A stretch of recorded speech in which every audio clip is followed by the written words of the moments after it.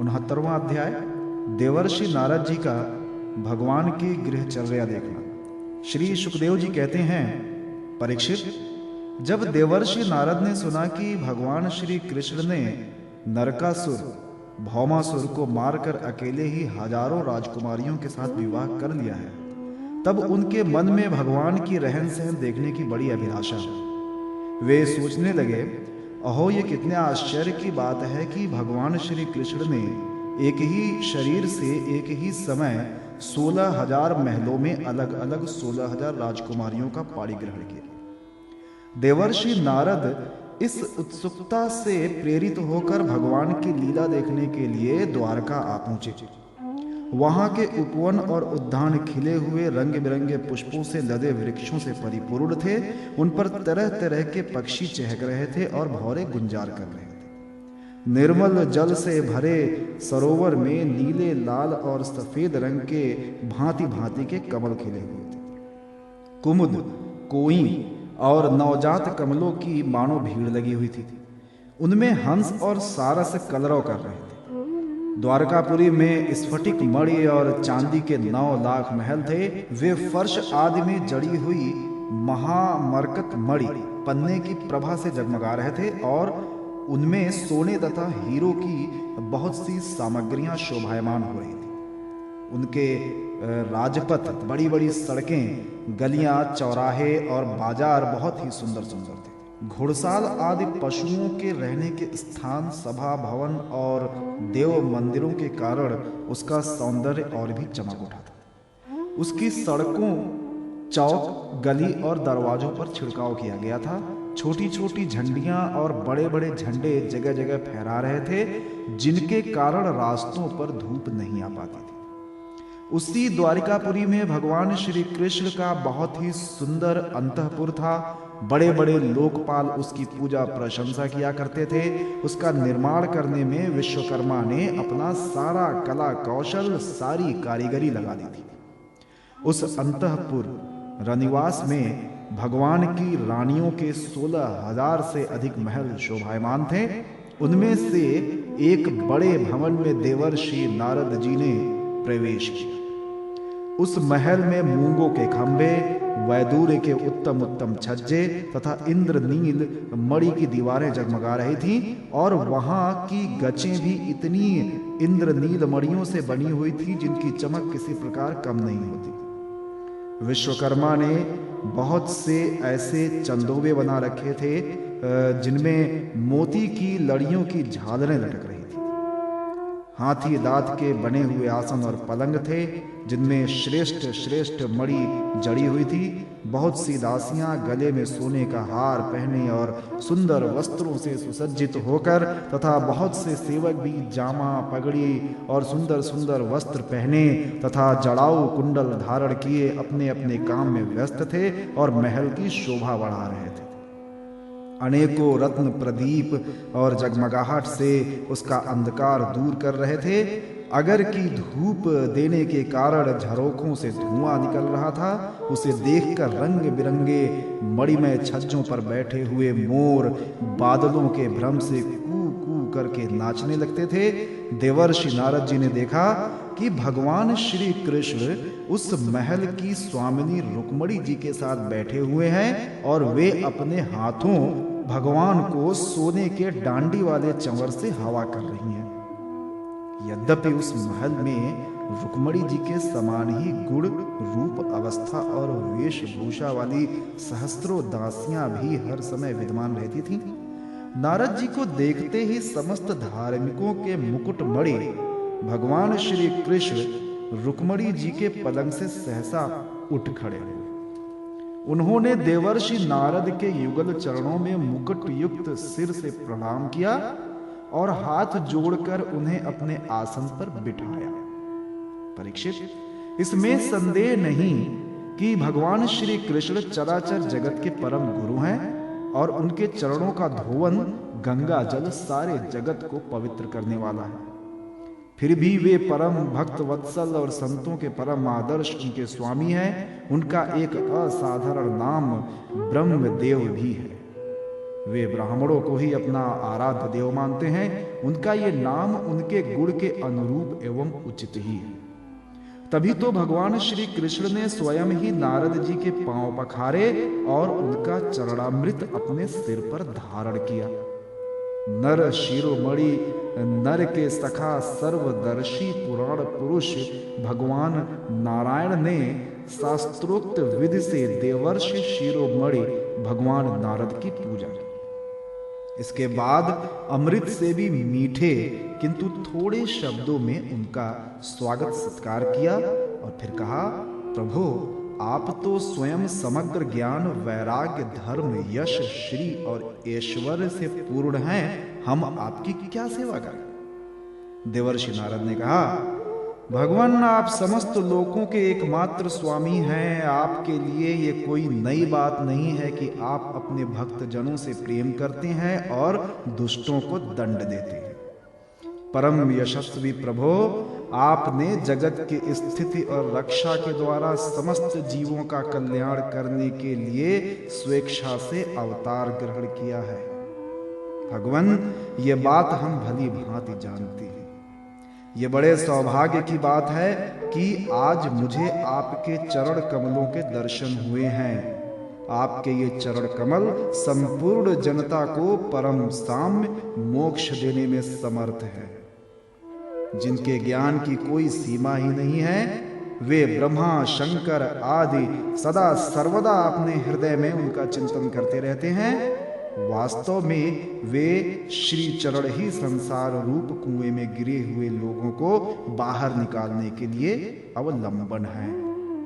आप ऐसी कृपा कीजिए कि आपके उन चरण कमलों की स्मृति सर्वदा बनी रहे और मैं चाहे जहां जैसे रहूं उनके ध्यान में तन्मय रहूं।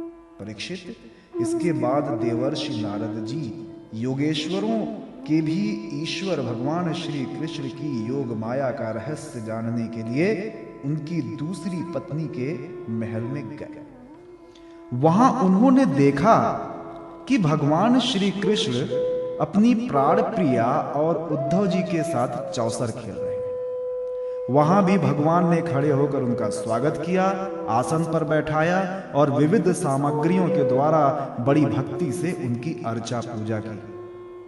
इसके बाद भगवान ने नारद जी से अनजान की तरह पूछा, आप यहां कब पधारे? यहां तो परिपूर्ण आत्मा राम आप काम है और हम लोग हैं अपूर्ण। ऐसी अवस्था में भला हम आपकी क्या सेवा कर सकते हैं? फिर भी ब्रह्म स्वरूप नारद जी, आप कुछ न कुछ आज्ञा अवश्य कीजिए और हमें सेवा का अवसर देकर हमारा जन्म सफल कीजिए। नारद जी ये सब देख सुनकर चकित और विस्मित हो रहे थे। वे वहां से उठकर चुपचाप दूसरे महल में चले गए। उस महल में भी देवर्षि नारद ने देखा कि भगवान श्री कृष्ण अपने नन्हे नन्हे बच्चों को दुलार रहे हैं। वहां से फिर दूसरे महल में गए तो क्या देखते हैं कि भगवान श्री कृष्ण स्नान की तैयारी कर रहे हैं। इस प्रकार देवर्षि नारद ने विभिन्न महलों में भगवान को भिन्न भिन्न कार्य करते देखा।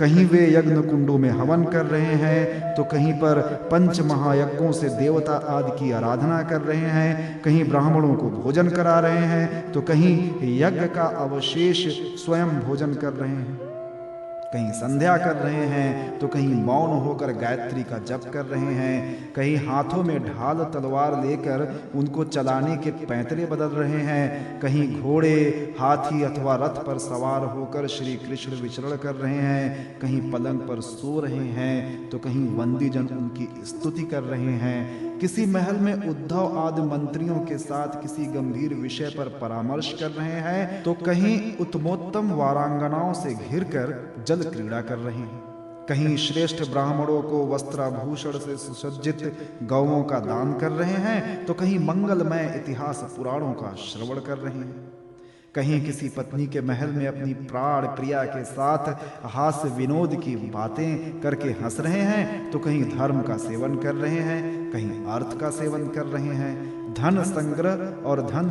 वृद्धि के कार्य में लगे हुए हैं तो कहीं धर्मानुकूल गृहस्थोचित विषयों का उपभोग कर रहे हैं, कहीं एकांत में बैठकर प्रकृति से अतीत पुराण पुरुष का ध्यान कर रहे हैं, तो कहीं गुरुजनों को इच्छित भोज सामग्री समर्पित करके उनकी सेवा शुश्रूषा कर रहे हैं। देवर्षि नारद ने देखा कि भगवान श्री कृष्ण किसी के साथ युद्ध की बात कर रहे हैं तो किसी के साथ संधि की।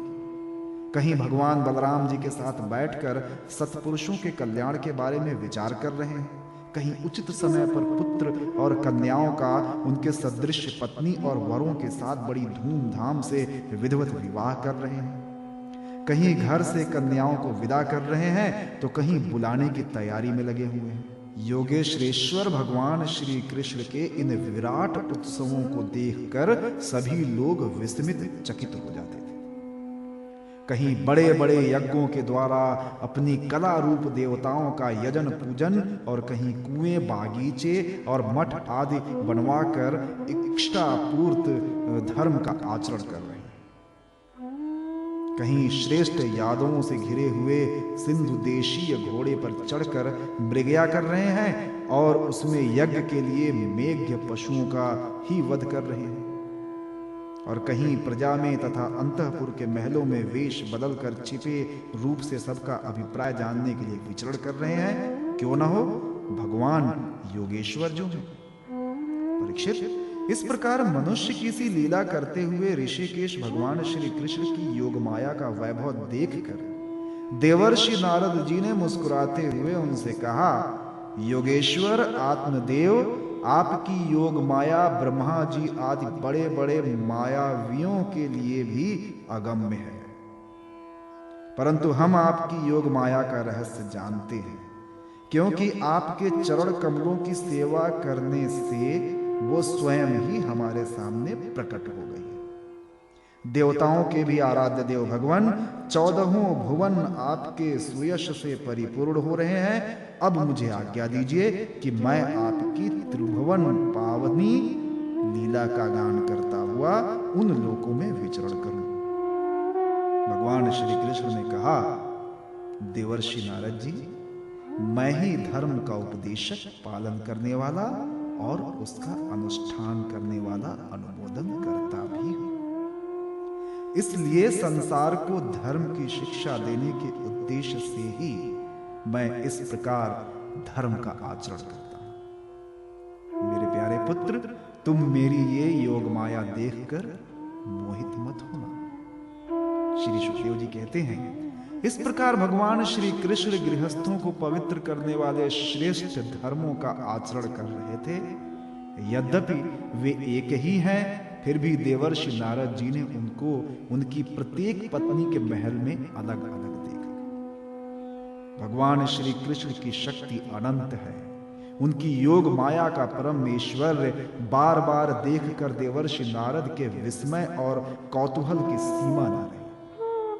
द्वारका में भगवान श्री कृष्ण गृहस्थ की भांति ऐसा आचरण करते थे मानो धर्म, अर्थ और काम रूप पुरुषार्थों में उनकी बड़ी श्रद्धा। उन्होंने देवर्षि नारद का बहुत सम्मान किया। वे अत्यंत प्रसन्न होकर भगवान का स्मरण करते हुए वहां से चले।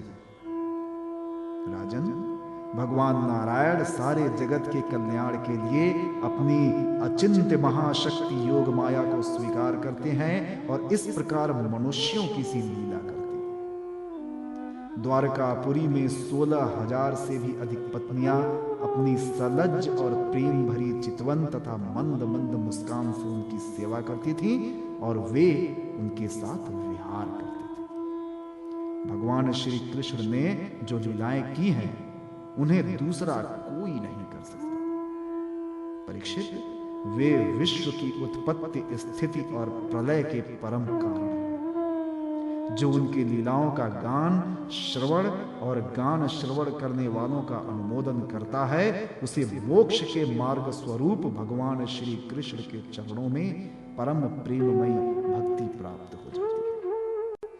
17वां अध्याय, भगवान श्री कृष्ण की नित्यचर्या और उनके पास जरासंध के कैदी राजाओं के दूत का आना। श्री सुखदेव जी कहते हैं, परीक्षित, जब सवेरा होने लगता, कुक्कुट मुर्गे बोलने लगते, तब वे श्री कृष्ण पत्नियां जिनके कंठ में श्री कृष्ण ने अपनी भुजा डाल रखी है, उनके विक्षोभ की आशंका से व्याकुल हो जाती और उन मुर्गों को कोसने लगती। उस समय पारिजात की सुगंध से सुवासिन भीनी भीनी वायु बहने लगती, भौरे ताल स्वर से अपनी संगीत की तान छेड़ देते थे। पक्षियों की नींद उचट जाती और वे वंदी जनों की भांति भगवान श्री कृष्ण को जगाने के लिए मधुर स्वर से कलरव करने लगते। रुक्मणी जी अपने प्रियतम के भुज पाश से बंधी रहने पर भी आलिंगन छूट जाने की आशंका से अत्यंत सुहावने और पवित्र ब्रह्म मुहूर्त को भी असह्य समझने लगती थी। भगवान श्री कृष्ण प्रतिदिन ब्रह्म मुहूर्त में ही उठ जाते और हाथ मुंह धोकर अपने मायातीत आत्म स्वरूप का ध्यान करने लगते। उस समय उनका रोम रोम आनंद से खिल उठता था। परीक्षित, भगवान का वो आत्म स्वरूप सजातीय विजातीय और भगवत भेद से रहित एक अखंड है, क्योंकि उसमें किसी प्रकार की उपाधि या उपाधि के कारण होने वाला अन्य वस्तु का अस्तित्व नहीं है। और यही कारण है कि वो अविनाशी सत्य है। जैसे चंद्रमा सूर्य आदि नेत्र इंद्रिय के द्वारा और नेत्र इंद्रिय चंद्रमा सूर्य आदि के द्वारा प्रकाशित होती है, वैसे वो आत्म स्वरूप दूसरे के द्वारा प्रकाशित नहीं, स्वयं प्रकाश। इसका कारण ये है कि अपने स्वरूप में ही सदा सर्वदा और काल की सीमा के परे भी एक रस स्थित रहने के कारण अविद्या उसका स्पर्श भी नहीं कर सकती। इसी से प्रकाशक भाव उनमें नहीं है। जगत की उत्पत्ति स्थिति और नाश की कारणभूता ब्रह्म शक्ति, विष्णु शक्ति और रुद्र शक्तियों के द्वारा केवल इस बात का अनुमान हो सकता है कि वो स्वरूप एक रस सत्ता रूप और आनंद स्वरूप है। उसी को समझाने के लिए ब्रह्म नाम से कहा जाता है। भगवान श्री कृष्ण अपने उसी आत्म स्वरूप का प्रतिदिन ध्यान करते हैं। इसके बाद वे विधि पूर्वक निर्मल और पवित्र जल में स्नान करते हैं। फिर शुद्ध धोती पहनकर दुपट्टा ओढ़कर यथा विधि नित्य कर्म संध्या वंदन आदि करते। इसके बाद हवन करते और मौन होकर गायत्री का जाप करते। क्यों न हो, वे सत्पुरुषों के पात्र आदर्श जो हैं। इसके बाद सूर्योदय के होने के समय सूर्योपस्थान करते और अपने कला स्वरूप देवता, ऋषि तथा पितरों का तर्पण करते। फिर कुल के बड़े बूढ़े और ब्राह्मणों की विधि पूर्वक पूजा करते। इसके बाद परम मनस्वी श्री कृष्ण दुधारू पहले ब्याई हुई बछड़ों वाली सीधी शांत गौओं का दान करते। उस समय उन्हें सुंदर वस्त्र और मोतियों की माला पहना दी जाती, सींग में सोना और खुरों में चांदी मढ़ दी जाती। वे ब्राह्मणों को वस्त्राभूषणों से सुसज्जित करके रेशमी वस्त्र, मृग चर्म और तिल के साथ प्रतिदिन 13,084 गौएं इस प्रकार दान करते। तदनंतर अपनी विभूति रूप गौ ब्राह्मण, देवता, कुल के बड़े बूढ़े, गुरुजन और समस्त प्राणियों को प्रणाम करके मांगलिक वस्तुओं का स्पर्श करते। परीक्षित, यद्यपि भगवान के शरीर का सहज सौंदर्य ही मनुष्य लोक का अलंकार है, फिर भी वे अपने पीतांबर आदि दिव्य वस्त्र, कौस्तुभादि आभूषण, पुष्पों के हार और चंदनादि दिव्य अंगराग से अपने को आभूषित करते। इसके बाद वे घी और दर्पण में अपना मुखार विंद देखते, गाय, बैल, ब्राह्मण और देव प्रतिमाओं का दर्शन करते। फिर पूर्ववासी और अंतःपुर में रहने वाले चारों वर्णों के लोगों की अभिलाषाएं पूर्ण करते और फिर अपनी अन्य ग्रामवासी प्रजा की कामना पूर्ति करके उसे संतुष्ट करते और इन सब को प्रसन्न देखकर स्वयं बहुत ही आनंदित होते। वे पुष्पमाला, तांबुल, चंदन और अंगराग आदि वस्तुएं पहले ब्राह्मण, स्वजन संबंधी, मंत्री और रानियों को बांट देते और उनसे बची हुई स्वयं अपने काम में लाते। भगवान ये सब करते होते तब तक दारुक नाम का सारथी सुग्रीव आदि घोड़ों से जुता हुआ अत्यंत अद्भुत रथ ले आता और प्रणाम करके भगवान के सामने खड़ा हो जाता। इसके बाद भगवान श्री कृष्ण सात्यकी और उद्धव जी के साथ अपने हाथ से सारथी का हाथ पकड़कर रथ पर सवार होते। ठीक वैसे ही जैसे भुवन भास्कर भगवान सूर्य उदयाचल पर आरूढ़ होते हैं। उस समय रनिवास की स्त्रियां लज्जा एवं प्रेम से भरी चितवन से उन्हें निहारने लगती और बड़े कष्ट से उन्हें विदा करती। भगवान मुस्कुराकर उनके चित्त को चुराते हुए महल से निकलते। परीक्षित, तदनंतर भगवान श्री कृष्ण समस्त यदुवंशियों के साथ सुधर्मा नाम की सभा में प्रवेश करते। उस सभा में ऐसी महिमा है कि जो लोग उस सभा में जा बैठते हैं उन्हें भूख, प्यास, शोक, मोह और जरा मृत्यु ये 6 उर्मियां नहीं सताती। इस प्रकार भगवान श्री कृष्ण सब रानियों से अलग अलग विदा होकर एक ही रूप में सुधर्मा सभा में प्रवेश करते और वहां जाकर श्रेष्ठ सिंहासन पर विराज जाते। उनकी अंग कांति से दिशाएं प्रकाशित होती रहती। उस समय यदुवंशी वीरों के बीच में यदुवंश शिरोमणि भगवान श्री कृष्ण की ऐसी शोभा होती जैसे आकाश में तारों से घिरे हुए चंद्रदेव शोभायमान होते हैं। परीक्षित, सभा में विदूषक लोग विभिन्न प्रकार के हास्य विनोद से, नाट्यचार्य अभिनय से और नर्तकियां कला पूर्ण नृत्यों से अलग अलग अपनी टोलियों के साथ भगवान की सेवा करती। उस समय मृदंग, वीणा, पखावज, बांसुरी, झांझ और शंख बजने लगते और सूत, मागध और वंदी जन नाचते गाते और भगवान की स्तुति करते। कोई कोई व्याख्या कुशल ब्राह्मण वहां बैठकर वेद मंत्रों की व्याख्या करते और कोई पूर्वकालीन पवित्र कीर्ति नरपतियों के चरित्र कह कह कर सुनाते। एक दिन की बात है, द्वारिकापुरी में राजसभा के द्वार पर एक नया मनुष्य आया। द्वारपालों ने भगवान को उसके आने की सूचना देकर उसे सभा भवन में उपस्थित किया।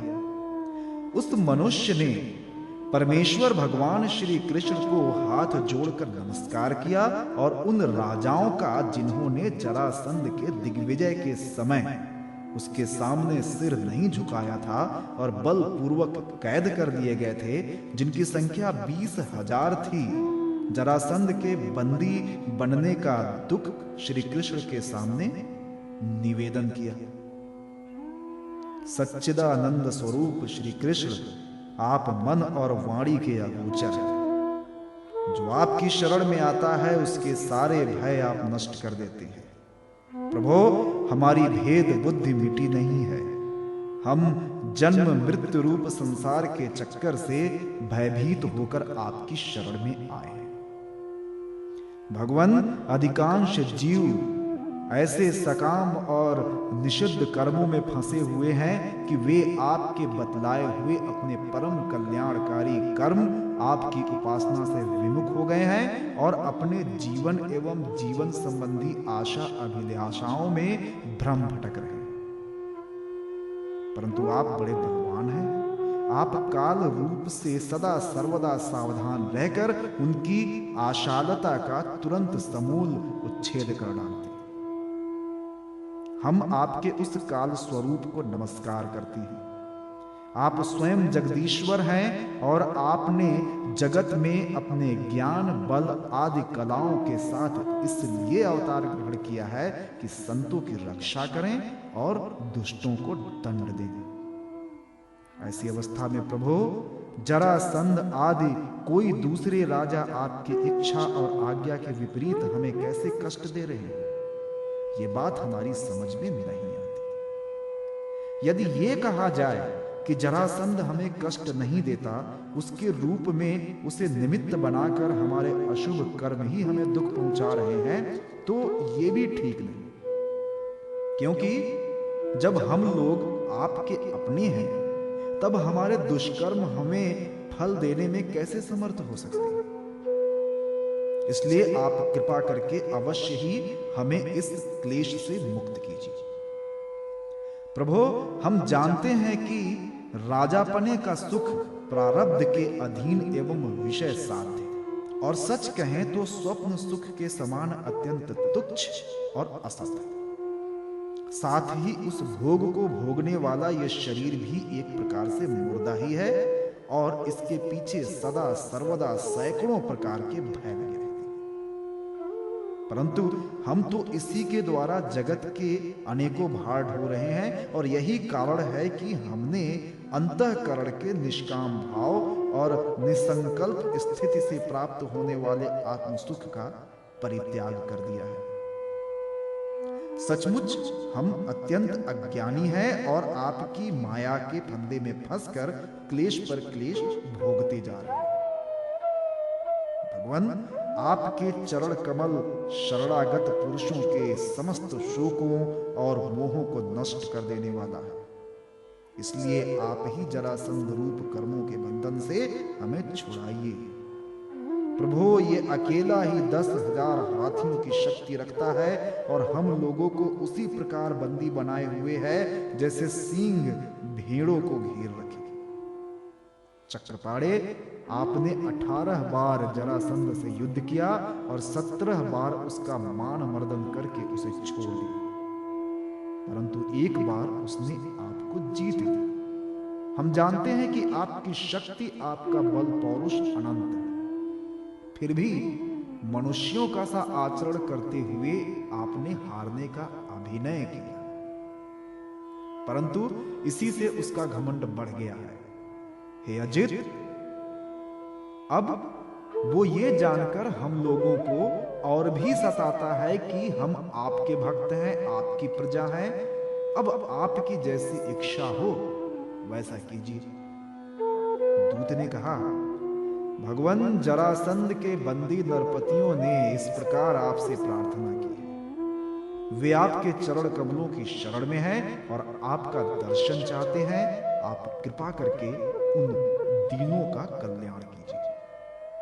श्री सुखदेव जी कहते हैं, परीक्षित, राजाओं का दूत इस प्रकार कह ही रहा था कि परम तेजस्वी देवर्षि नारद जी वहां आ पहुंचे। उनकी सुनहरी जटाएं चमक रही थीं। उन्हें देखकर ऐसा मालूम हो रहा था मानो साक्षात भगवान सूर्य ही उदय हो गए। ब्रह्मा आदि समस्त लोकपालों के एकमात्र स्वामी भगवान श्री कृष्ण उन्हें देखते ही सभासदों और सेवकों के साथ हर्षित होकर उठ खड़े हुए और सिर झुकाकर उनकी वंदना करते।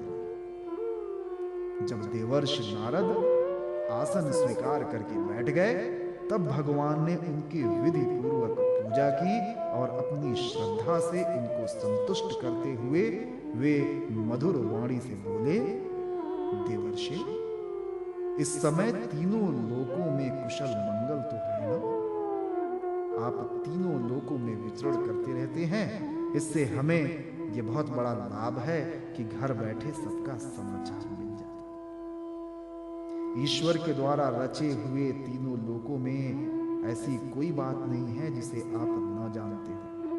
अतः हम आपसे ये जानना चाहते हैं कि युधिष्ठिर आदि पांडव इस समय क्या करना चाहते हैं? देवर्षि नारद ने कहा, सर्वव्यापक अनंत आप विश्व के निर्माता हैं और इतने बड़े मायावी हैं कि बड़े बड़े मायावी ब्रह्मा जी आदि भी आपकी माया पार नहीं पा सकते। प्रभो, आप सबके घट घट में अपनी अचिंत शक्ति से व्याप्त रहते हैं, ठीक वैसे ही जैसे अग्नि लकड़ियों में अपने को छिपाए रखता है। लोगों की दृष्टि सत्व आदि गुणों पर ही अटक जाती है, इससे आपको वे नहीं देख पाते। मैंने एक बार नहीं अनेकों बार आपकी माया देखी है, इसीलिए आप जो यूं अनजान बनकर पांडवों का समाचार पूछते हैं, इससे मुझे कोई कौतूहल नहीं हो रहा है।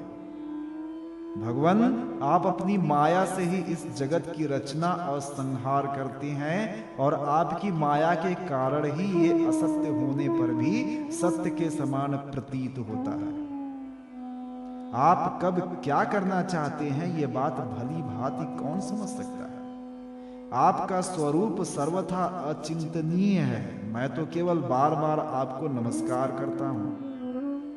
शरीर और इससे संबंध रखने वाली वासनाओं में फंसकर जीव जन्म मृत्यु के चक्कर में भटकता रहता है तथा ये नहीं जानता कि मैं इस शरीर से कैसे मुक्त हो सकता हूं। वास्तव में उसी के हित के लिए आप नाना प्रकार के लीलावतार ग्रहण करके अपने पवित्र यश का दीपक जला देते हैं, जिसके सहारे वो इस अनर्थकारी शरीर से मुक्त हो सके। इसीलिए मैं आपकी शरण में हूं। प्रभो, आप स्वयं पर ब्रह्म हैं, तथापि मनुष्यों की सी लीला का नाट्य करते हुए मुझसे पूछ रहे हैं। इसलिए आपके फुफेरे भाई और प्रेमी भक्त राजा युधिष्ठिर क्या करना चाहते हैं, ये बात मैं आपको सुनाता। इसमें संदेह नहीं कि ब्रह्मलोक में किसी को जो भोग प्राप्त हो सकता है वो राजा युधिष्ठिर को यहीं प्राप्त है। उन्हें किसी वस्तु की कामना नहीं है, फिर भी वे श्रेष्ठ यज्ञ राजसूय के द्वारा आपकी प्राप्ति के लिए आपकी आराधना करना चाहते हैं। आप कृपा करके उनकी इस अभिलाषा का अनुमोदन कीजिए। भगवान, उस श्रेष्ठ यज्ञ में आपका दर्शन करने के लिए बड़े बड़े देवता और यशस्वी नरपतिगण एकत्र होंगे। प्रभु, आप स्वयं विज्ञानानंदघन ब्रह्म हैं। आपके श्रवण कीर्तन और ध्यान करने मात्र से अंत्यज भी पवित्र हो जाते हैं। फिर जो आपका दर्शन और स्पर्श प्राप्त करते हैं उनके संबंध में तो कहना ही क्या। त्रिभुवन मंगल, आपकी निर्मल कीर्ति समस्त दिशाओं में छा रही है तथा स्वर्ग, पृथ्वी और पाताल में व्याप्त हो रही है। ठीक वैसे ही जैसे आपकी चरणामृत धारा स्वर्ग में मंदाकिनी, पाताल में भोगवती और मर्त्यलोक में गंगा के नाम से प्रवाहित होकर सारे विश्व को पवित्र कर रही है। श्री सुखदेव जी कहते हैं, परीक्षित, सभा में जितने यदुवंशी बैठे थे वे सब इस बात के लिए अत्यंत उत्सुक हो रहे थे कि पहले जरासंध पर चढ़ाई करके उसे जीत लिया जाए। अतः उन्हें नारद जी की बात पसंद न आई। तब ब्रह्मा आदि के शासक भगवान श्री कृष्ण ने तनिक मुस्कुराकर बड़ी मीठी वाणी में उद्धव जी से कहा। भगवान श्री कृष्ण ने कहा, उद्धव, तुम मेरे हितैषी, सुहृद, शुभ सम्मति देने वाले और कार्य के तत्व को भली भांति समझने वाले, इसीलिए हम तुम्हें अपना उत्तम नेत्र मानते हैं। अब तुम ही बताओ कि इस विषय में हमें क्या करना चाहिए। तुम्हारी बात पर हमारी श्रद्धा है, इसलिए हम तुम्हारी सलाह के अनुसार ही काम करेंगे। तब उद्धव जी ने देखा कि भगवान श्री कृष्ण सर्वज्ञ होने पर भी अनजान की तरह सलाह पूछ रहे हैं। तब वे उनकी आज्ञा शिरोधार्य करके बोले। 71वां अध्याय, श्री कृष्ण भगवान का इंद्रप्रस्थ पधारना। श्री सुखदेव जी कहते हैं, परीक्षित, भगवान श्री कृष्ण के वचन सुनकर महामति उद्धव जी ने देवर्षि नारद, सभासद और भगवान श्री कृष्ण के मत पर विचार किया। फिर वे कहने लगे। उद्धव जी ने कहा, भगवान देवर्षि नारद जी ने आपको ये सलाह दी है कि फुफेरे भाई पांडवों के राजसूय यज्ञ में सम्मिलित होकर उनकी सहायता करनी चाहिए। उनका ये कथन ठीक ही है और साथ ही ये भी ठीक है कि शरणागतों की रक्षा अवश्य कर्तव्य है। प्रभु, जब हम इस दृष्टि से विचार करते हैं कि राजसूय यज्ञ वही कर सकता है जो दसों दिशाओं पर विजय प्राप्त कर ले, तब हम इस निर्णय पर बिना किसी दुविधा के पहुंच जाते हैं कि पांडवों के यज्ञ और शरणागतों की रक्षा, दोनों कामों के लिए जरासंध को जीतना आवश्यक है। प्रभु, केवल जरासंध को जीत लेने से ही हमारा महान उद्देश्य सफल हो जाएगा, साथ ही उससे बंदी राजाओं की मुक्ति और उसके कारण आपको सुयश की प्राप्ति हो जाएगी। राजा जरासंध बड़े बड़े लोगों के भी दांत खट्टे कर देता है, क्योंकि 10,000 हाथियों का बल उसे प्राप्त है। उसे यदि हरा सकते हैं तो केवल भीमसेन, क्योंकि वे भी वैसे ही बल। उसे आमने सामने के युद्ध में एक वीर जीत ले, यही सबसे अच्छा है। 100 अक्षौहिणी सेना लेकर जब वो युद्ध के लिए खड़ा होगा, उस समय उसे जीतना आसान ना होगा। जरासंध बहुत बड़ा ब्राह्मण भक्त है। यदि ब्राह्मण उससे किसी बात की याचना करते हैं तो वो कभी कोरा जवाब नहीं देता। इसलिए भीमसेन ब्राह्मण के वेश में जाएं और उससे युद्ध की भिक्षा मांगे। भगवान, इसमें संदेह नहीं कि यदि आपकी उपस्थिति में भीमसेन और जरासंध का द्वंद्व युद्ध हो तो भीमसेन उसे मार डालेंगे। प्रभु, आप सर्वशक्तिमान रूप रहित काल स्वरूप हैं। विश्व की सृष्टि और प्रलय आपकी ही शक्ति से होता है। ब्रह्मा और शंकर तो उसमें निमित्त मात्र है। इसी प्रकार जरासंध का वध तो होगा आपकी शक्ति से, भीमसेन केवल उसमें निमित्त मात्र बनेंगे। जब इस प्रकार आप जरासंध का वध कर डालेंगे, तब कैद में पड़े हुए राजाओं की रानियां अपने महलों में आपकी इस विशुद्ध लीला का गान करेंगी कि आपने उनके शत्रु का नाश कर दिया और उनके प्राण पतियों को छुड़ा दिया। ठीक वैसे ही जैसे गोपियां शंख चूड़ से छुड़ाने की लीला। आपके शरणागत मुनिगण गजेंद्र और जानकी जी के उद्धार की लीला का हम लोग आपके माता पिता को कंस के कारागार से छुड़ाने की लीला का गान करते हैं। इसलिए प्रभु, जरासंध का वध स्वयं ही बहुत ही प्रयोजन सिद्ध कर दिया। बंदी नरपतियों के पुण्य परिणाम से अथवा जरासंध के पाप परिणाम से सच्चिदानंद स्वरूप श्री कृष्ण आप भी तो इस समय राजसूय यज्ञ का होना ही पसंद करते हैं। इसीलिए पहले आप वहीं पधारें। श्री सुखदेव जी कहते हैं, परीक्षित, उद्धव जी की यह सलाह सब प्रकार से हितकर और निर्दोष थी। देवर्षि नारद, यदुवंश के बड़े बूढ़े और स्वयं भगवान श्री कृष्ण ने भी उनकी बात का समर्थन किया। अब अंतर्यामी भगवान श्री कृष्ण ने वसुदेव आदि गुरुजनों से अनुमति लेकर दारुक, जैत्र आदि सेवकों को इंद्रप्रस्थ जाने की तैयारी करने के लिए आज्ञा दी। इसके बाद भगवान श्री कृष्ण ने यदुराज उग्रसेन और बलराम जी से आज्ञा लेकर बाल बच्चों के साथ रानियों और उनके सब सामानों को आगे चला दिया और फिर दारुक के लाए हुए गरुड़ ध्वज रथ पर स्वयं सवार। इसके बाद रथों, हाथियों, घुड़सवारों और पैदलों की बड़ी भारी सेना के साथ उन्होंने प्रस्थान किया। उस समय मृदंग, नगारे, ढोल, शंख और नरसिंहों की ऊंची ध्वनि से 10 दिशाएं गूंज रही थी। सती, शिरोमणि, रुक्मणी जी आदि सहस्त्रों श्री कृष्ण पत्नियां अपनी संतानों के साथ सुंदर सुंदर वस्त्राभूषण, चंदन, अंगराग और पुष्पों के हार आदि से सज धज कर डोलियों, रथों और सोने की बनी हुई पालकियों में चढ़कर अपने पतिदेव भगवान श्री कृष्ण के पीछे पीछे चले। पैदल सिपाही हाथों में ढाल तलवार लेकर उनकी रक्षा करते हुए चल रहे थे। इसी प्रकार अनुचरों की स्त्रियां और वारांगनाएं भली भांति श्रृंगार करके खस आदि की झोपड़ियों, भांति भांति के तंबुओं, कनातों, कंबलों और ओढ़ने बिछाने आदि की सामग्रियों को बैलों, भैंसों, गधों और खच्चरों पर लाद कर तथा स्वयं पालकी, ऊंट, छकड़ों और हथिनियों पर सवार होकर चले।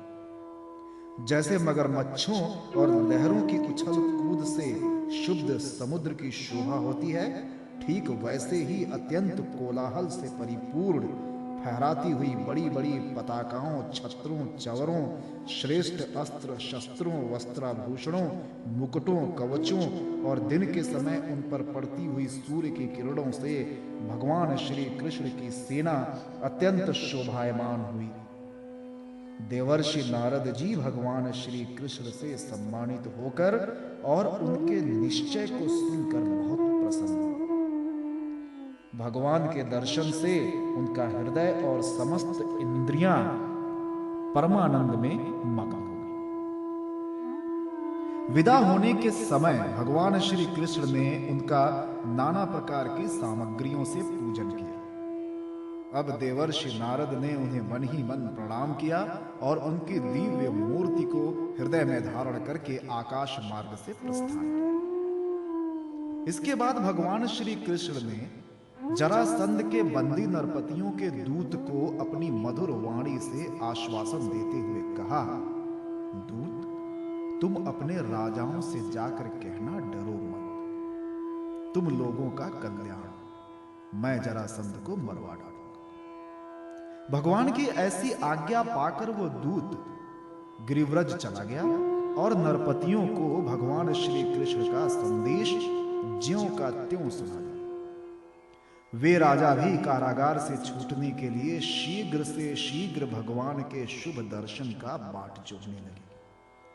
परीक्षित, अब भगवान श्री कृष्ण अनर्त सौवीर मरु कुरुक्षेत्र और उनके बीच में पड़ने वाले पर्वत, नदी, नगर, गांव, अहिरों की बस्तियां तथा खानों को पार करते हुए आगे बढ़ने लगे। भगवान मुकुंद मार्ग में दृश्यद्वती एवं सरस्वती नदी पार करके पांचाल और मत्स्य देशों में होते हुए इंद्रप्रस्थ जा पहुंचे। परीक्षित, भगवान श्री कृष्ण का दर्शन अत्यंत दुर्लभ है। जब अजात शत्रु महाराज युधिष्ठिर को यह समाचार मिला कि भगवान श्री कृष्ण पधार गए हैं, तब उनका रोम रोम आनंद से खिल उठा। वे अपने आचार्यों और स्वजन संबंधियों के साथ भगवान की आगवानी करने के लिए नगर से बाहर आए। मंगल गीत गाए जाने लगे, बाजे बजने लगे। बहुत से ब्राह्मण मिलकर ऊंचे स्वर से वेद मंत्रों का उच्चारण करने लगे। इस प्रकार वे बड़े आदर से ऋषिकेश भगवान का स्वागत करने के लिए चले, जैसे इंद्रियां मुख्य प्राण से मिलने जा रही हैं। भगवान श्री कृष्ण को देखकर राजा युधिष्ठिर का हृदय स्नेहातिरेक से गदगद हो गया। उन्हें बहुत दिनों पर अपने प्रियतम भगवान श्री कृष्ण को देखने का सौभाग्य प्राप्त हुआ था, अतः वे उन्हें बार बार अपने हृदय से लगाने लगे। भगवान श्री कृष्ण का श्री विग्रह भगवती श्री लक्ष्मी जी का पवित्र और एकमात्र निवास स्थान। राजा युधिष्ठिर अपनी दोनों भुजाओं से उसका आलिंगन करके समस्त पाप तापों से छुटकारा पाया। वे सर्वतो भावेन परमानंद के समुद्र में मग्न हो गए। नेत्रों में आंसू छलक आए, अंग अंग पुलकित हो गया। उन्हें इस विश्व प्रपंच के भ्रम का तनिक भी स्मरण न रहा। तदनंतर भीमसेन ने मुस्कुराकर अपने ममेरे भाई श्री कृष्ण का आलिंगन किया। इससे उन्हें बड़ा आनंद मिला।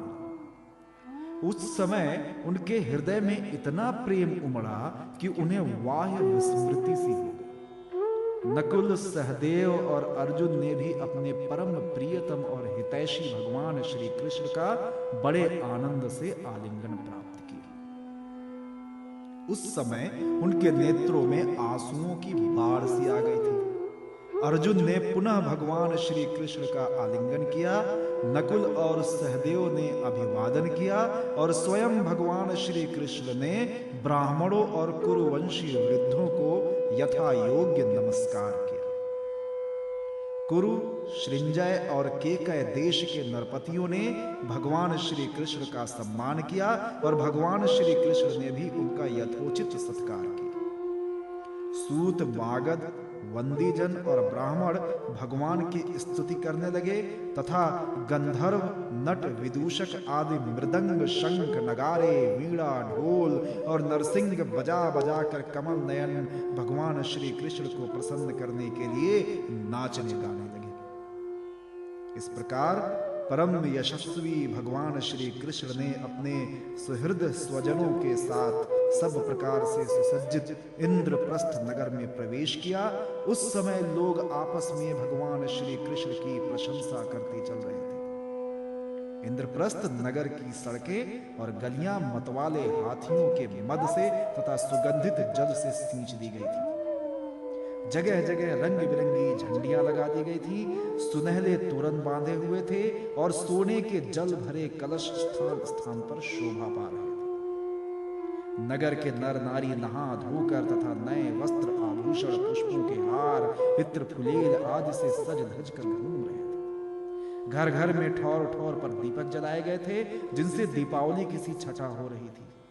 प्रत्येक घर के झरोखों से धूप का धुआं निकलता हुआ बहुत भला मालूम होता था। सभी घरों के ऊपर पताकाएं फहरा रही थीं तथा सोने के कलश और चांदी के शिखर जगमगा रहे थे। भगवान श्री कृष्ण इस प्रकार के महलों से परिपूर्ण पांडवों की राजधानी इंद्रप्रस्थ नगर को देखते हुए आगे बढ़ रहे थे। जब युवतियों ने सुना कि मानव नेत्रों के पानपात्र अर्थात अत्यंत दर्शनीय भगवान श्री कृष्ण राजपथ पर आ रहे हैं, तब उनके दर्शन की उत्सुकता के आवेग से उनकी चोटियों और साड़ियों की गांठें ढीली पड़ गई। उन्होंने घर का काम काज तो छोड़ ही दिया, सेज पर सोए हुए अपने पतियों को भी छोड़ दिया और भगवान श्री कृष्ण का दर्शन करने के लिए राजपथ पर दौड़ आई। सड़क पर हाथी, घोड़े, रथ और पैदल सेना की भीड़ लग रही थी। उन स्त्रियों ने अटारियों पर चढ़कर रानियों के सहित भगवान श्री कृष्ण का दर्शन किया। उनके ऊपर पुष्पों की वर्षा की और मन ही मन आलिंगन किया तथा प्रेम भरी मुस्कान एवं चितवन से उनका सुस्वागत किया। नगर के स्त्रियां राजपथ पर चंद्रमा के साथ विराजमान ताराओं के समान श्री कृष्ण की पत्नियों को देखकर आपस में कहने लगी, सखी, इन बड़भागिनी रानियों ने ना जाने ऐसा कौन सा पुण्य किया है जिसके कारण पुरुष शिरोमणि भगवान श्री कृष्ण अपने उन्मुक्त हास्य और विलासपूर्ण कटाक्ष से उनकी ओर देखकर उनके नेत्रों को परम आनंद प्राप्त करती है। इसी प्रकार भगवान श्री कृष्ण राजपथ से चल रहे थे। स्थान स्थान पर बहुत से निष्पाप, धनी, मानी और शिल्पजीवी नागरिकों ने अनेकों मांगलिक वस्तुएं ला लाकर उनकी पूजा अर्चा और स्वागत सत्कार की। अंतःपुर की स्त्रियां भगवान श्री कृष्ण को देखकर प्रेम और आनंद से भर गईं। उन्होंने अपने प्रेम, विह्वल और आनंद से खिले नेत्रों के द्वारा भगवान का स्वागत किया और श्री कृष्ण उनका स्वागत सत्कार स्वीकार करते हुए राजमहल में पधारे। जब कुंती ने अपने त्रिभुवन पति भतीजे श्री कृष्ण को देखा, तब उनका हृदय प्रेम से भर आया।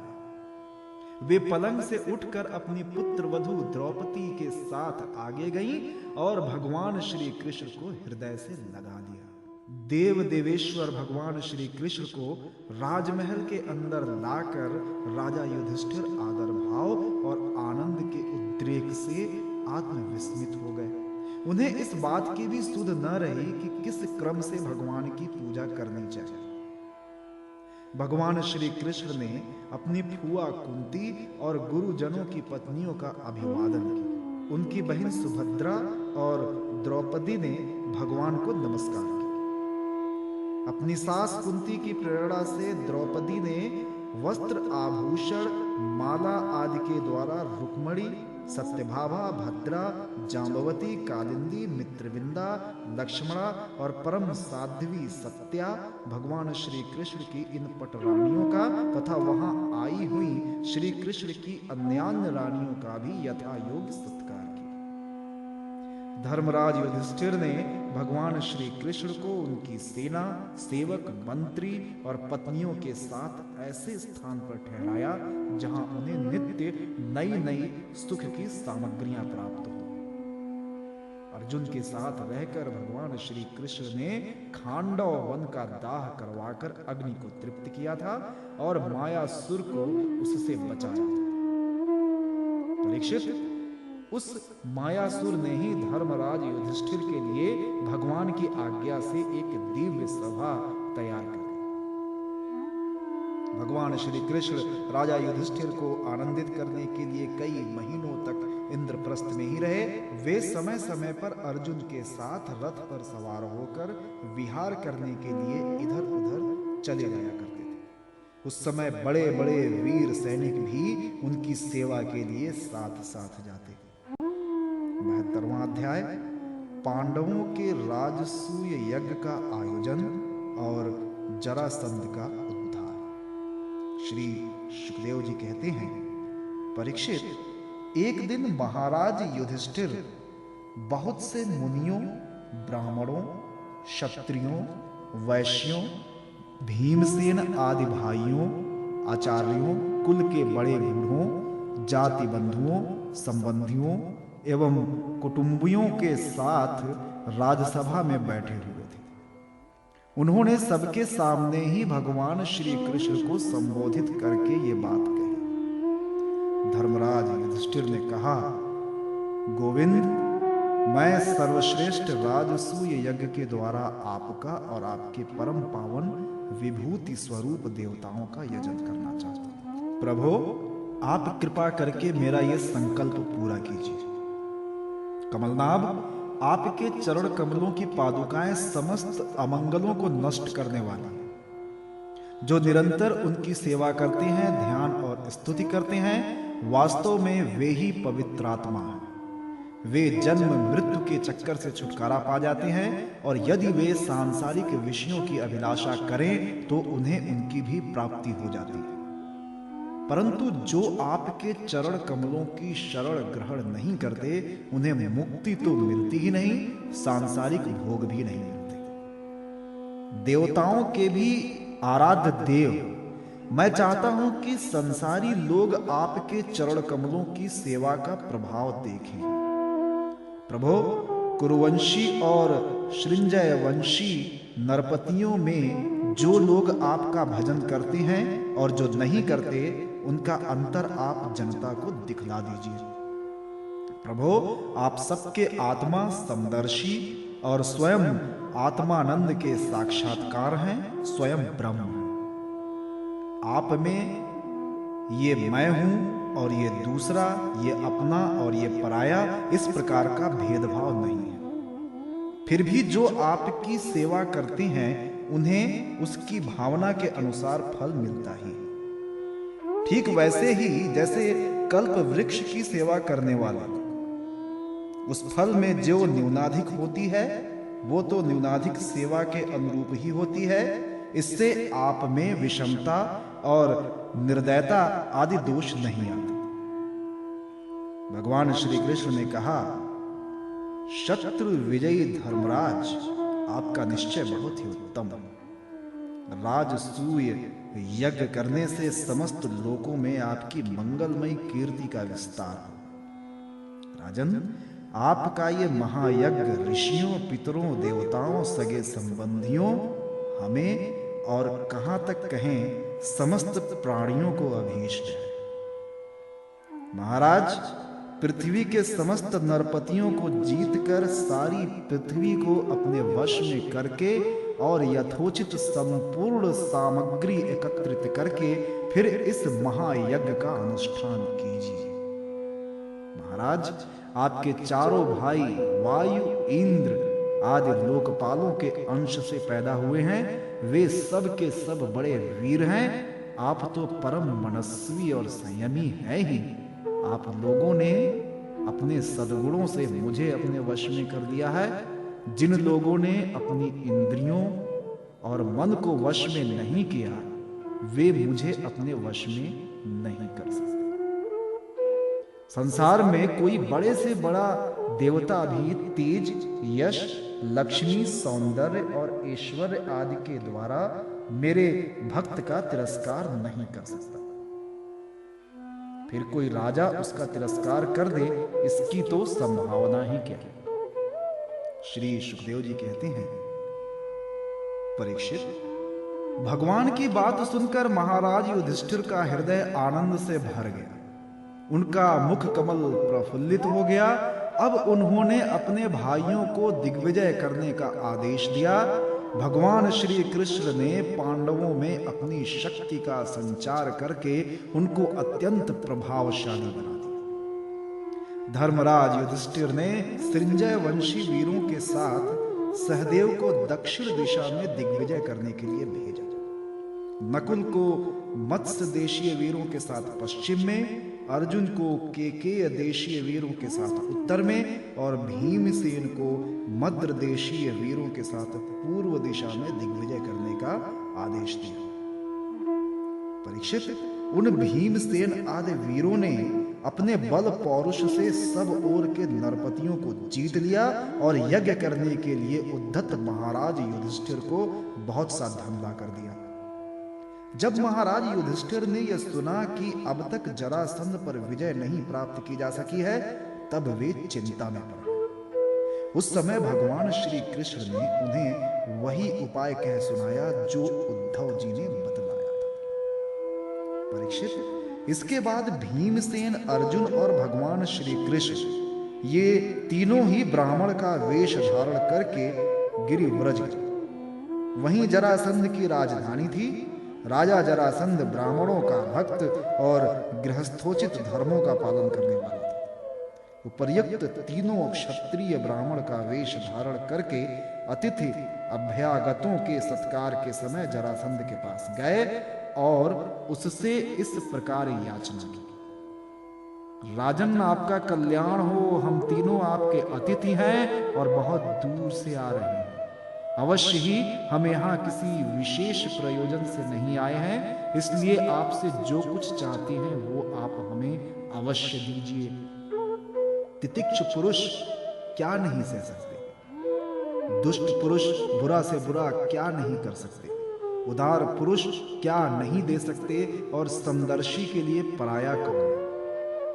जो पुरुष स्वयं समर्थ होकर भी इस नाशवान शरीर से ऐसे अविनाशी यश का संग्रह नहीं करता, जिसका बड़े बड़े सत्पुरुष भी गान करें, सच पूछिए तो उसकी जितनी निंदा की जाए थोड़ी है।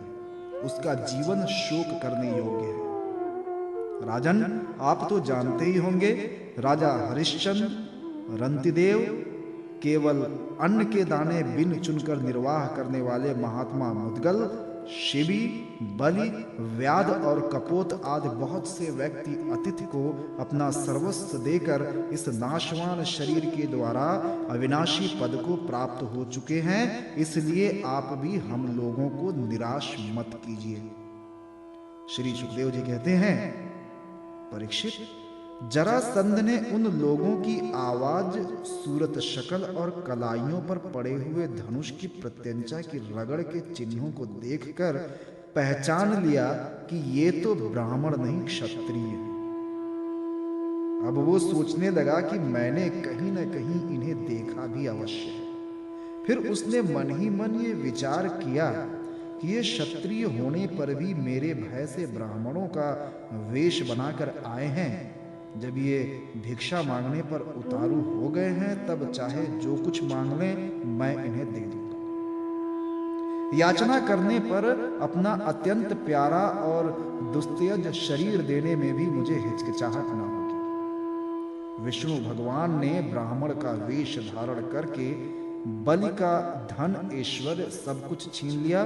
फिर भी बलि की पवित्र कीर्ति सब ओर फैली हुई है और आज भी लोग बड़े आदर से उसका गान करते हैं। इसमें संदेह नहीं कि विष्णु भगवान ने देवराज इंद्र की राज लक्ष्मी बलि से छीनकर उन्हें लौटाने के लिए ही ब्राह्मण रूप धारण किया था। दैत्यराज बलि को यह बात मालूम हो गई थी और शुक्राचार्य ने उन्हें रोका भी, परंतु उन्होंने पृथ्वी का दान कर ही दिया। मेरा तो ये पक्का निश्चय है कि ये शरीर नाशवान है।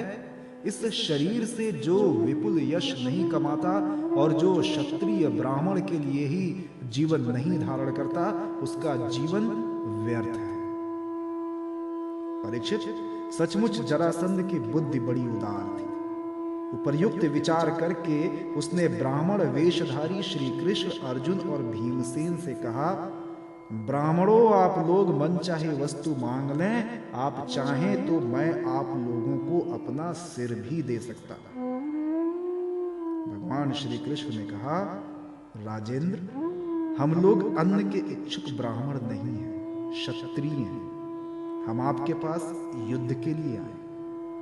यदि आपकी इच्छा हो तो हमें द्वंद्व युद्ध की भिक्षा दीजिए।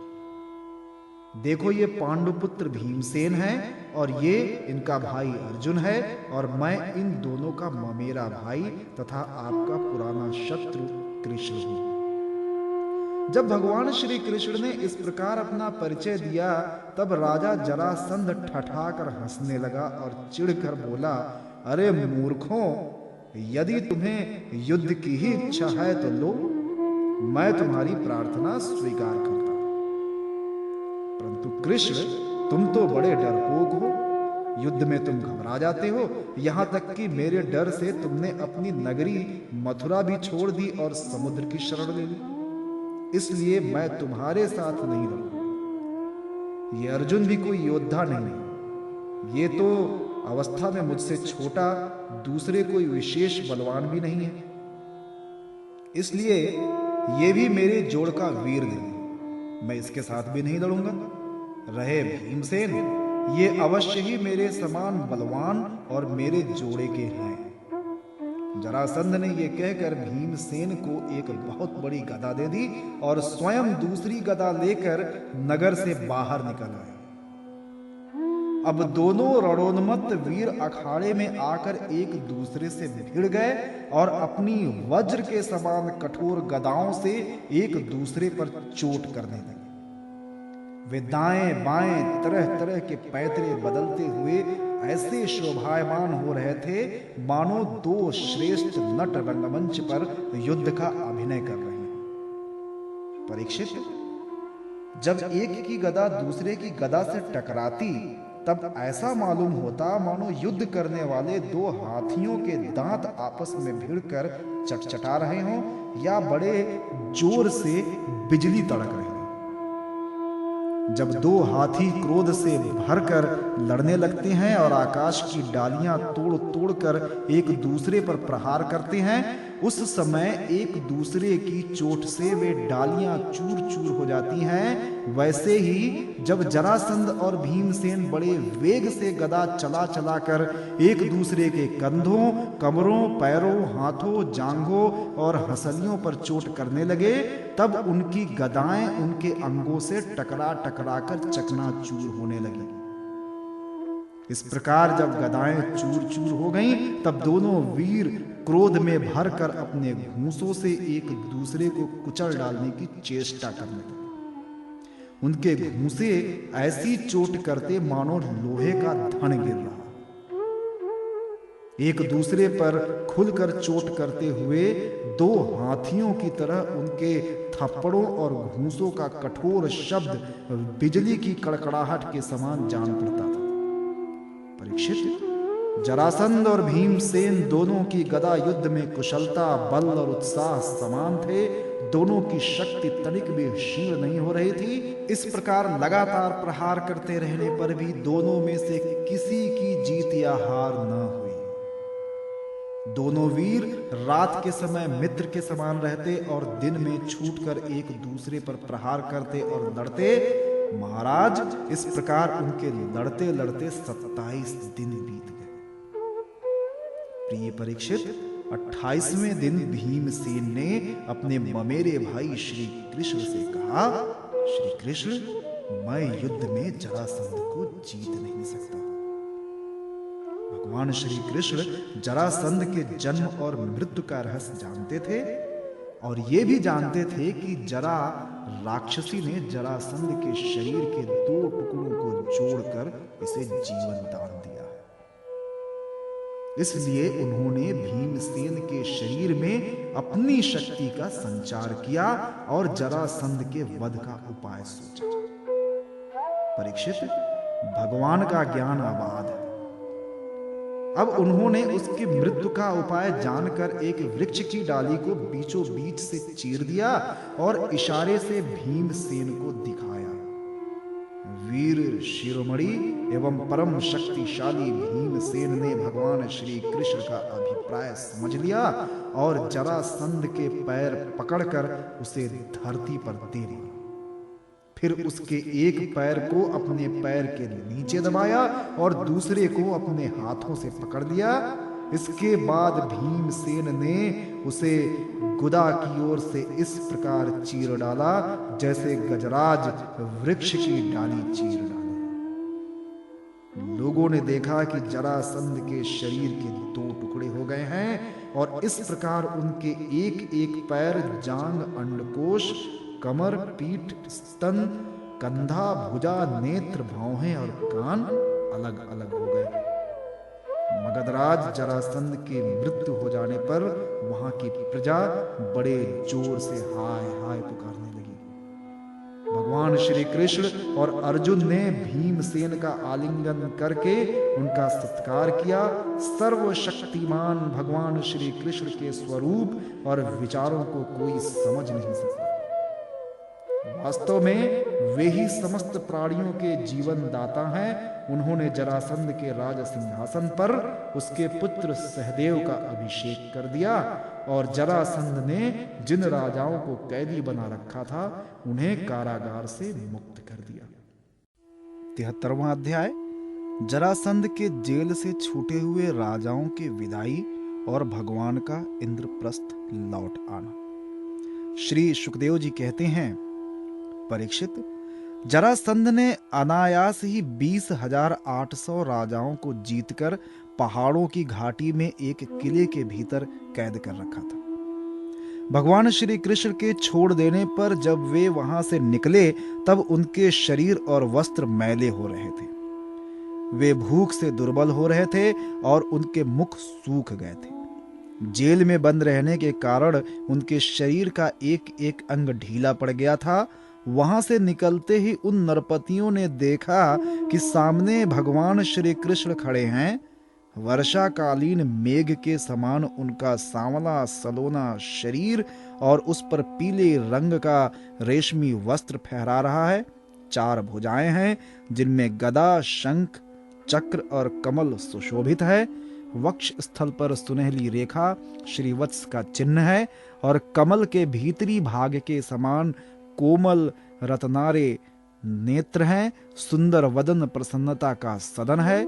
कानों में मकराकृत कुंडल झिलमिला रहे हैं। सुंदर मुकुट, मोतियों का हार, कड़े, करधनी और बाजूबंद अपने अपने स्थान पर शोभा पा रहे हैं। गले में कौस्तुभ मणि जगमगा रही है और वनमाला लटक रही है। भगवान श्री कृष्ण को देखकर उन राजाओं की ऐसी स्थिति हो गई मानो वे नेत्र से उन्हें पी रहे हैं, जीभ से चाट रहे हैं, नासिका से सूंघ रहे हैं और बाहुओं से आलिंगन कर रहे हैं। उनके सारे पाप तो भगवान के दर्शन से धुल चुके थे। उन्होंने भगवान श्री कृष्ण के चरणों पर अपना सिर रखकर प्रणाम किया। भगवान श्री कृष्ण के दर्शन से उन राजाओं को इतना अधिक आनंद हुआ कि कैद में रहने का क्लेश बिल्कुल जाता रहा।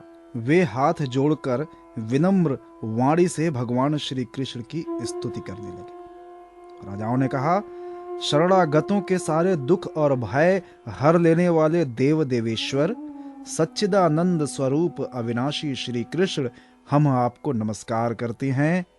आपने जरासंध के कारागार से तो हमें छुड़ा ही दिया, अब इस जन्म मृत्यु रूप घोर संसार चक्र से भी छुड़ा दीजिए, क्योंकि हम संसार में दुख का कटु अनुभव करके उससे ऊब गए हैं और आपकी शरण में आए हैं। प्रभु, अब आप हमारी रक्षा कीजिए। मधुसूदन, हमारे स्वामी, हम मगधराज जरासंध का कोई दोष नहीं देखते।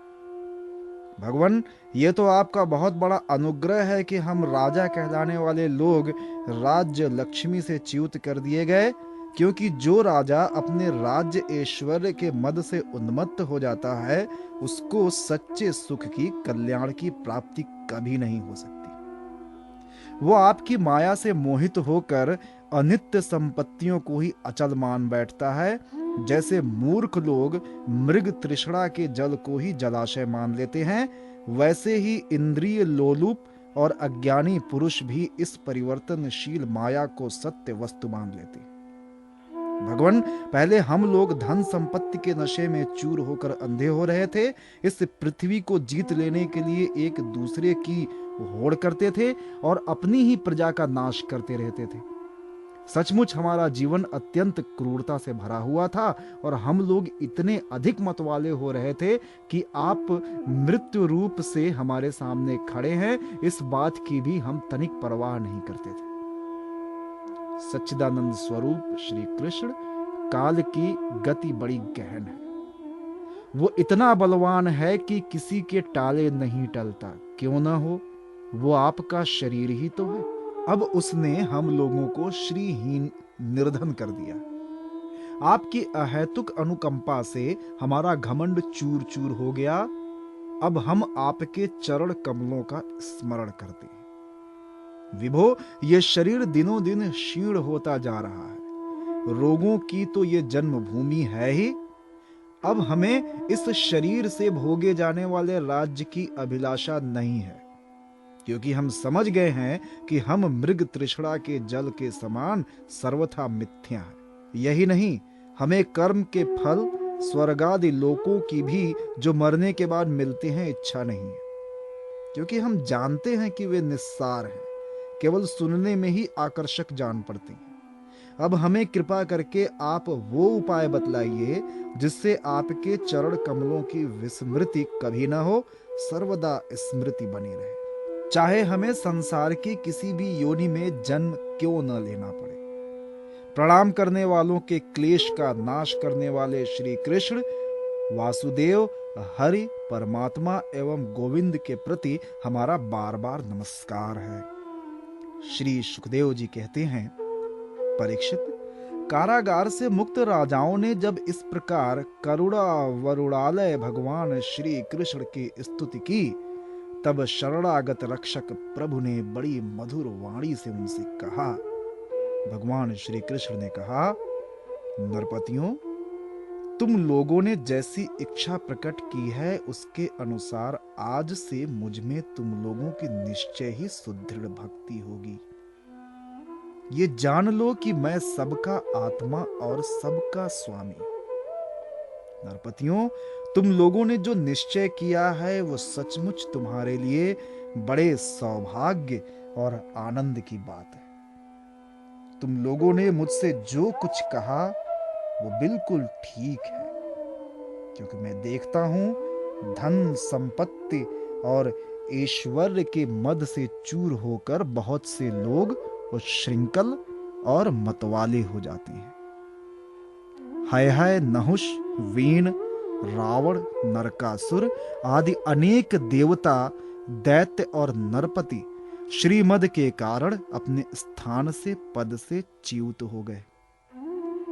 तुम लोग ये समझ लो कि शरीर और इसके संबंधी पैदा होते हैं, इसलिए उनका नाश भी अवश्यंभावी है। अतः उनमें आसक्ति मत करो। बड़ी सावधानी से मन और इंद्रिय को वश में रखकर यज्ञों के द्वारा मेरा यजन करो और धर्म पूर्वक प्रजा की रक्षा करो। तुम लोग अपनी वंश परंपरा की रक्षा के लिए, भोग के लिए नहीं। संतान उत्पन्न करो और प्रारब्ध के अनुसार जन्म, मृत्यु, सुख, दुख, लाभ, हानि जो कुछ भी प्राप्त हो उन्हें समान भाव से मेरा प्रसाद समझकर सेवन करो और अपना चित्त मुझ में लगाकर जीवन बिताओ। देह और देह के संबंधियों से किसी प्रकार की आसक्ति न रखकर उदासीन रहो। अपने आप में, आत्मा में ही रमण करो और भजन तथा आश्रम के योग्य व्रतों का पालन करते रहो। अपना मन भली भांति मुझ में लगाकर अंत में तुम लोग मुझ ब्रह्म स्वरूप को ही प्राप्त हो जाओगे।